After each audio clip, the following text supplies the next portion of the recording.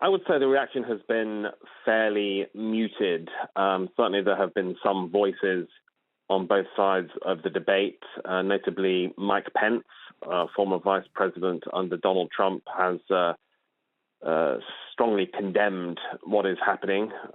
He says Assange should be prosecuted to the full extent of the law.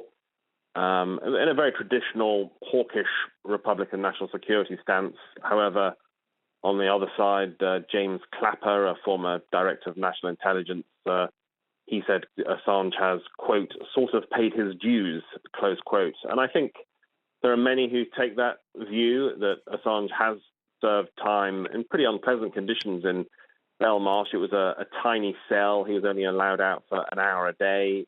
Much of the time it was solitary confinement. But it's really also notable when you think Julian Assange was such a huge figure in US politics for a long time when this story first broke and those documents were leaked.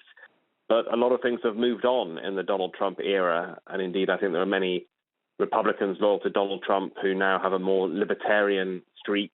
They don't take those traditional positions. And just to give one example, recently I was at a Libertarian Party convention in Washington where both Donald Trump and Robert Kennedy Jr. were the speakers, and there was huge support for Julian Assange there. And when his name was mentioned, a huge cheer went up in the room. So I think some of the old political alliances have been scrambled, and there's actually perhaps a little more sympathy for Julian Assange than there would have been a decade ago.